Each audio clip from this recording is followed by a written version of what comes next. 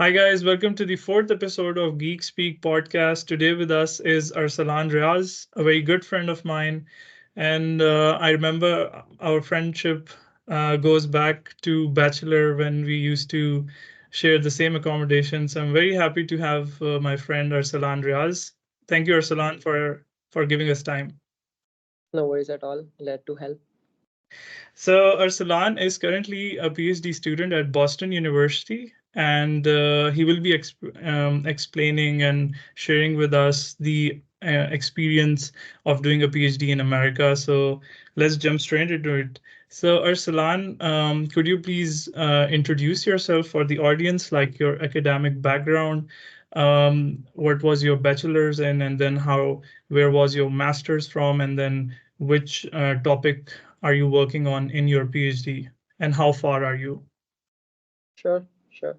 So as Hafiz already mentioned that we did bachelor's together from National University of Sciences and Technology, Islamabad. So we both did bachelor's of engineering in electrical engineering, and after that, actually, I didn't join the PhD program right away. I spent 1 year doing research in LUMS on RF circuits. That was just a kind of a gap year that I took because I was still planning ahead what I'm gonna do. Like, do I want to go just for a master's or a PhD?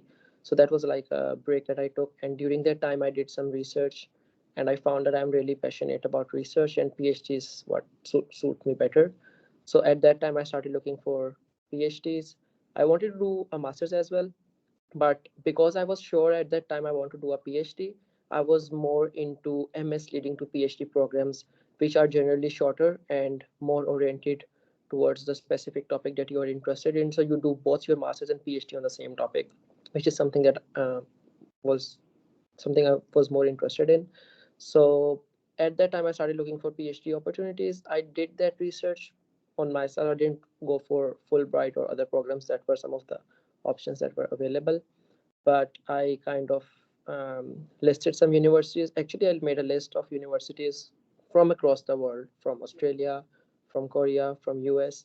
The main motivation of preferring having a preference for the US based degree was, I think, language barrier at the time for me, because I wanted to be I'm not that good at learning new languages, and I just wanted to start focusing on the research topic. I was interested in RF circuits, so I got into Boston University. I applied a couple of other universities too. I can give you a small suggestion of what's the best way to make that list and how to go for things that you're interested in.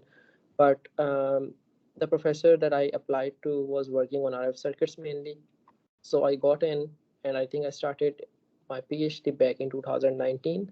And in US, how this program is structured is that there are two options of doing a PhD. One is for post bachelors, and one is for post masters. For post bachelors, it's an MS leading to PhD program. So first 2 years of your PhD, you take the coursework. You have to fulfill a credit requirement, which is basically for your master's degree. And during that and after that, you continue your research on the PhD. So that is usually minimum of 5 years. So how it is distributed is that 2 years at least you spend doing your master's. Along with it, you are still working on your thesis, like the main PhD thesis or the main project that you are working on. The rest of the 3 years, you just continue focusing on your research, and you can actually choose to complete your master's requirement throughout your PhD. That is Mm-hmm. how I stand in Boston University. For postmasters, what you do is that you don't need a credit-based coursework because you already did it in your master's. You have a minimum of 3 to 4 years of PhD that you do writing your PhD thesis. Oh, okay. So Yeah. yeah, how it's And then structured. you're doing, of course, the postmaster's program, and then you did. Post bachelor's actually, because after my bachelor's in NAST at Yeah. LUMS, I was just doing independent research. I wasn't doing my master's. So when I Oh, started, yeah. I started joined BU as a post bachelor student who still has the MS requirements to fulfill.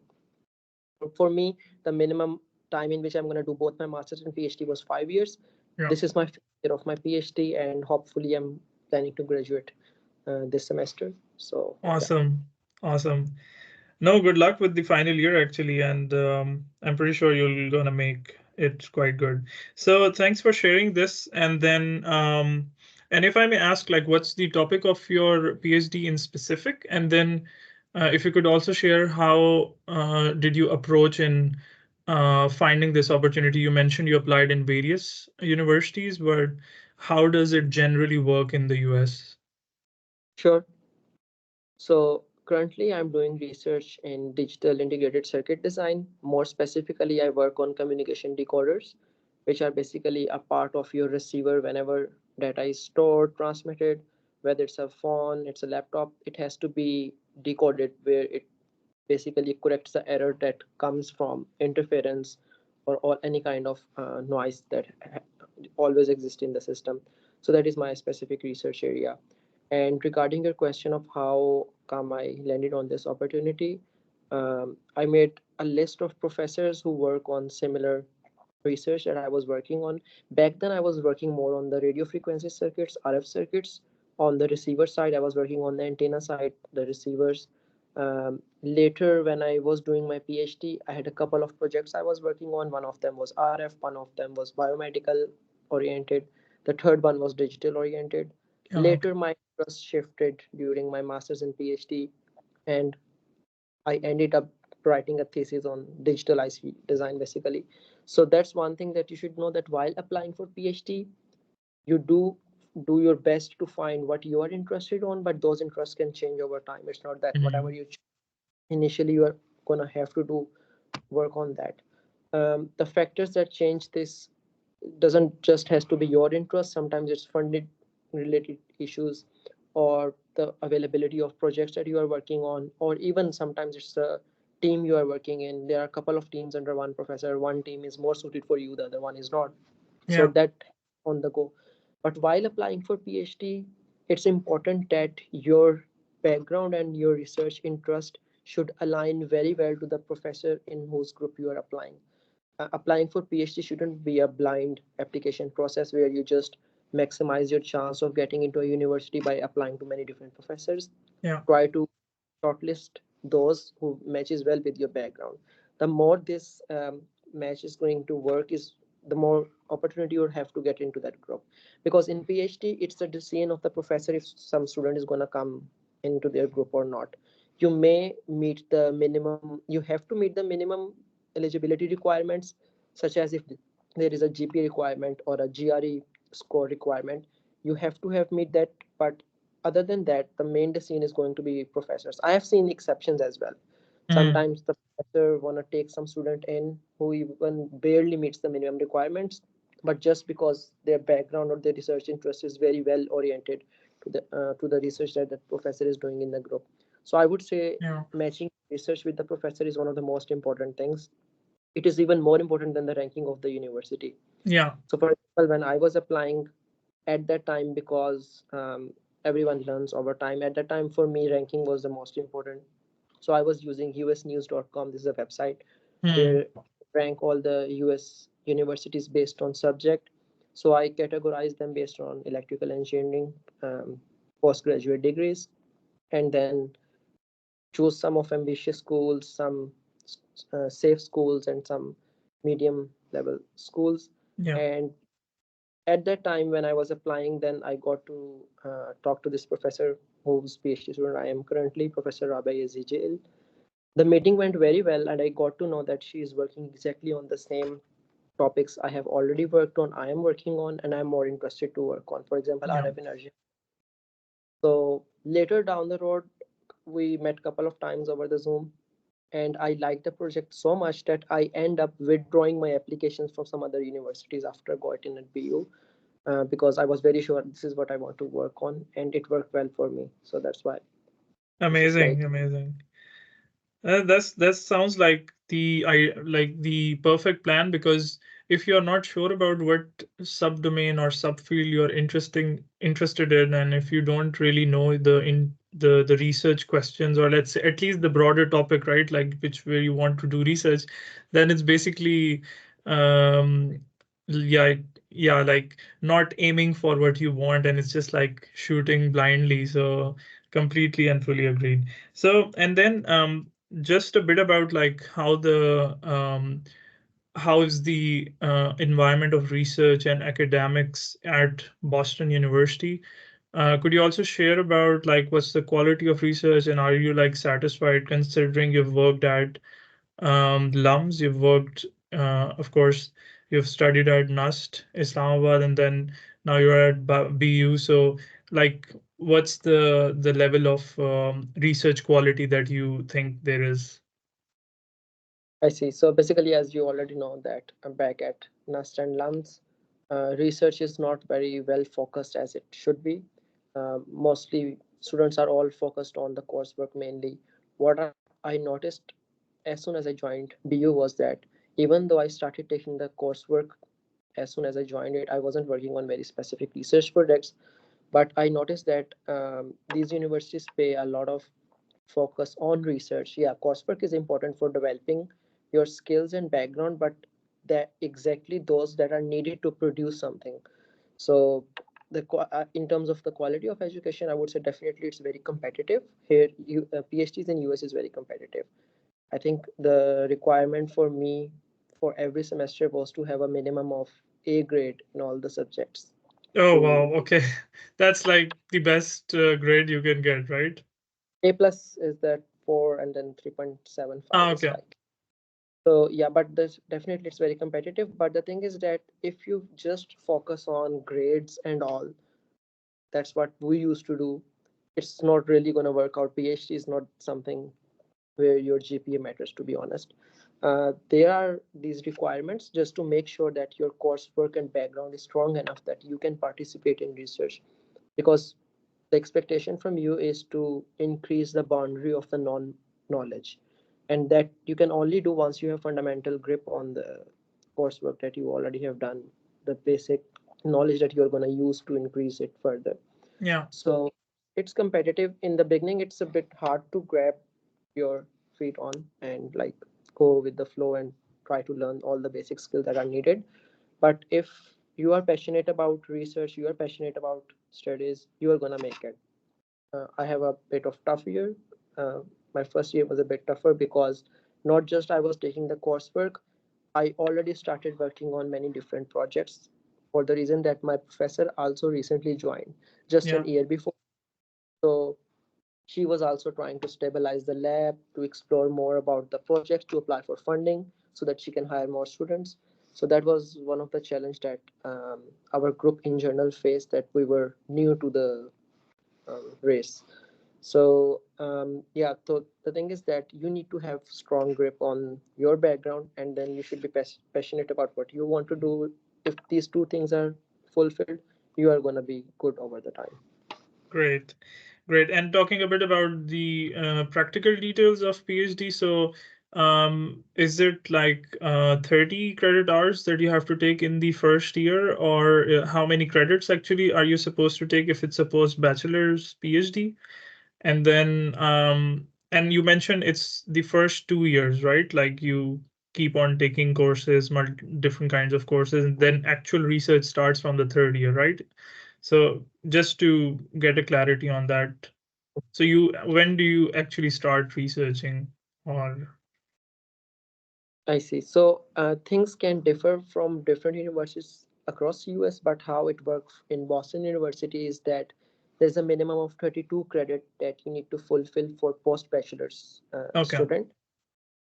The good thing is you can spread it out as well. It doesn't have to be fulfilled within 2 years. It's good if you fulfill it within 2 years so that you can get away with your coursework and focus entirely on research, yeah, which is something everyone tries to do. But sometimes during your first 2 years, there are some courses that um, are not offered that you're looking for, and you want to wait and get that one. So you can spread it around in your, like, complete your master requirement in 3 years. But 32 credits is the minimum that you need for that. For post master student, I think this credit limit is much lower, for the reason that they already have fulfilled most of their credit hours okay, before, so that doesn't really matter. But for as a post bachelor student, I can mostly confirm what's the procedure for that. yeah, There is a TA ship, compulsory TA ship as well, that you have to do during your PhD for at least every PhD student is expected to do 1 year of TA-ship. And how it works in Boston University is that they allow you to do a TA-ship in your second year. They Ah, okay. not in the first year, so that you get used to the new culture, the new, how system works, and then you're able to do your TA-ship, and at least 1 year is required before you graduate. Interesting. Okay. And then about the like living style and the cost of living, just to get an idea for the students who are thinking to apply in the US.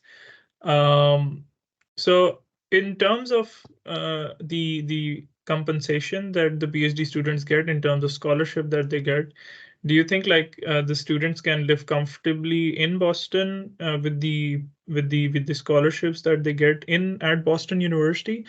And secondly, yeah, I mean accommodation is usually the biggest cost, right? So I mean, is it like manageable in the stipend that usually the PhD students get? Okay, that's a good question, because yes, is one of the most expensive cities in the world, and rents are very high, and especially after COVID, they have just boomed.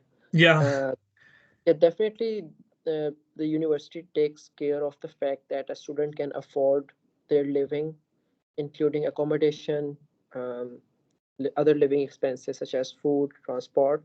So the stipend that is given to the students is good for a one person to be able to survive easily without having to depend on their families. But they have to learn to manage that expense more efficiently, because it's not like you can just go extravagant about things and then say, okay, I'm not able to make it. You yeah, have Everyone learns it in their first year, like how to survive, but definitely rent is the biggest factor. So for that, BU also provides on campus housing, but that's very limited. They are trying to expand it for graduate students, but currently there are very few spots, and the application starts as soon as in February for the next September. yeah. So Okay. you have to put like early birds gets the warm, first come first serve basis, but they are cheaper than off campus housing. But even if you are not able to get on campus housing, you can look for off campus housing in a shared apartments kind of style, but the stipend is good enough for you to survive. Yeah. Yeah. That's quite a detailed answer actually. So, and then to get an idea about like how's the uh, integration in terms of if you're a foreigner, if you're going in the US from, let's say, from subcontinent, like from Pakistan, India, or somewhere from Europe or somewhere else, and then these new students they come in. I know it's English speaking community, so it must be easy for you, I assume, to start communicating with the locals. But how is it actually to socially integrate in the society fabric in Boston and in the US in general, if you can share some idea, and how do you like the lifestyle so far? That's a very good question actually, but it differs from which part of US you are in. US is huge, and there is a lot of difference of cultures in different cities. For Boston, as far as my experience has been, it's very welcoming, because Boston is one of the most diverse cities, for the Hmm. reason there are lots of internationals. So in Boston alone, there are like 35 internationally recognized colleges and universities. So Boston is considered as like a students city. You Wow. go, you would see students everywhere. So it's just Boston is all about students, and most of them are researchers. So it's like the average age of a person in Boston is 31. So Ah, you okay. would see kids and elders. So in that aspect, I find it very welcoming. And as you already mentioned, there wasn't any language barrier for people who do their education in English, especially bachelors. It's very easy for them to come here and gel in within. And other than that, I think I find my experience really good, and I really enjoy being in Boston. Yeah. Yeah, yeah. Great. And I'm a bit unaware about the geography. So is it like in the center or is it like in the eastern coast or western coast? Which It, place is it's Boston? on the eastern coast. It's at the edge. Boston is at the edge of the eastern coast in Okay. Massachusetts. Yeah, so it's like one end of US, the other end goes there, California. Yeah. Yeah, and many of our One thing I should mention while mentioning the geography is, yeah, weather is a bit extreme in Boston. So if someone okay. is, they need to be prepared for that. Not as bad as it might be in some of the northern parts, such as like on some of the Canadian cities, but it's still a bit extreme. Summer is really good. Like summer is the ideal time. Everyone comes to Boston during the summers for this reason. And in the fall, Boston is one of the most beautiful cities. People, there's a lot of tourism in that weather. But other than that, winters are all a bit harsh. Yeah. And harsh, we are talking about how many degrees Celsius, like -10, -7, something like that, or Usually is around -7, but sometimes it, like there are days when it goes all the way to -17 or -20 as well, but those days are like just few times per season, so it's not that bad. But there's a lot of wind because it's right on the coast.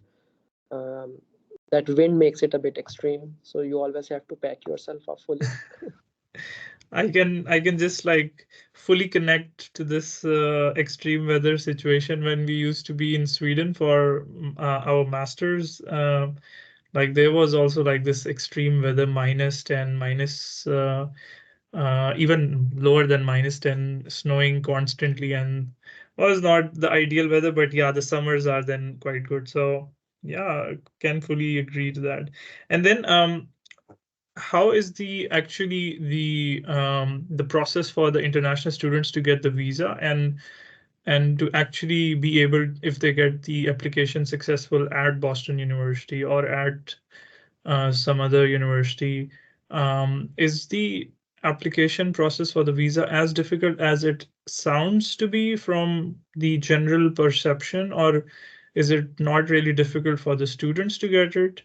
And how is the immigration time frames? I see. That is a difficult question to answer because it varies case to case. But in general, getting US visa is right now one of the most difficult visas to get, even for the students. It's not very fortunate, but to be honest, there are cases where I have seen some of my friends who don't get the visa even though they get fully funded PhDs as well. So you really cannot say what's the reason because they just do lots of background research and all, and if they find anything that doesn't make sense, they would generally not give the visa. But in general, what I have noticed from my experience and from experience of those who applied along with me was that if you get a fully funded PhD and you are in a good standing and you have some travel history, you are gonna be good to go. You would probably get the visa. For master level degrees, it's way more difficult to get the visa, especially if you are paying yourself and your financial status is not that well compared to what it should be for getting the visa. So Yeah. they do check all these things because some people don't go back after their student visa. So that has changed these dynamics. But getting a visa in US is difficult even for students. Yeah, so it's a good point to be noticed if you are applying at universities in the US, that be prepared if there is a long waiting time, of if there is a long application processing time. So just keep that time buffer in your mind so that you don't get late in the application. So I think that's an important point to consider. Add one important point that if you apply for a US visa and you are going to do a PhD specifically in STEM major, your visa processing time would be much longer than what it usually is. Oh, okay. So plan ahead of it because when you go and apply for your visa, you don't get it right away. During your visa interview, mostly you get a yellow slip, which is an admin processing slip. So there's an administrative processing that they do, and it varies from case to case. Sometimes Hmm. it take months, sometimes it can take as many as 6 months as well. Some people have to defer their one semester and wait for their visas to get accepted, but mostly it's a 1 month process. So you need to plan ahead of time. Make Yeah. sure that whenever your program starting date is, you should just, if you are planning to get into US and you already got into a university, just apply for the visa as soon as your documents are ready. Yeah. Don't wait. keep checking the wait times for the visa interview as well. That's one thing. Second thing is leave enough slack for the administrative processing, which is usually always there when you're doing a PhD. Extremely insightful. And then this visa that you would get is F-1 visa, and this is purely for the studies, or you could also work on this visa. And how long is this visa usually? Is it like 5 years long? So if you're applying for a PhD, usually your visa is 5 years long, which Okay. covers a program. On F1 visa, you are unfortunately not allowed to work any kind of work. It couldn't be even on-campus work. But what you could do is you are granted a 12 months of curriculum practice training called CPT, which is you can do your internships, and the total time of internship during your 5 years of PhD shouldn't exceed 1 year, which is 12 months. Hmm. And after your degree, you are granted 1 year of optional practice training, OPT, in which you can do a full-time job. And for STEM majors, you can get a 2 years of extension for that. So there are a total of 3 years of OPT you can get if you're doing a PhD in STEM. So that allows you to do a full-time job, earn and all. But other than that, if you still want to stay in the states and work, you have to apply for your work visa, which is H1B, that you do after you have the degree and you have a job offer as well. Yeah. But if during your PhD and after your PhD, if you are not applying for a work visa, the work authorization is very limited, so you need to be very careful with that. Yeah. So if we talk about like time scales, by the end of the PhD, how many extra months do you get to sort of find a job and to sort of apply for the H-1B visa? Because that will only happen when you once secure a job position, right? Yeah, that is a good question. So what you usually do is that in your last year, when you're planning to graduate, you already start applying for jobs. Usually, people get their jobs before they graduate, but in case you are still looking for a job, which can be a possibility because of the job market these Yeah. days, you have a 60 days of grace period in which you can continue looking for your jobs after your degree. Um, if you get a job, then you start doing that job on your OPT, optional practice training, and then while doing that you can apply for your Hmm. work visa. Okay. And because work visa is a lottery based visa, you might not get it on the first shot. You continue applying for it while using your OPT time. So if you Okay. are a STEM major, you have 3 years during which you continue trying for the work visa. There are some other options as well. Getting a green card. There are green cards for PhDs. I'm not the right person to talk about those. I don't have that much information about the eligibility criteria and how that procedure is carried out. But usually, people get their OPTs while working on that. They explore options such as work visa or getting a green card or that Yeah. that kind. Great. And then actually we are heading towards the conclusion of the podcast. So if you could like kind of sum it up, and if you could give like top three pros and top three cons of doing a PhD in the US, and more specifically because I suppose you have more experience related to Boston University itself. So feel free to share specific ones, but I would love to know what is your like um yeah, pluses and minuses that you would like the students to know about doing a PhD in the US. Okay, great. So that's very specific, three cons and three pros. So with the cons, I would say definitely the first thing is that research quality in US is really great. So if you are into research, you're gonna really have lots of opportunities, opportunity to work with great people, opportunities to seek research and get publications at really good conferences and journals. That's one thing. Second thing is you don't have a language barrier if your education has been in the English medium. You would find it really easy to come, join, and continue going with the flow. Yeah, and for the third, I would say, yeah, so let me go to the cons while I think about the third pro, as Yeah, Hafiz sure. mentioned.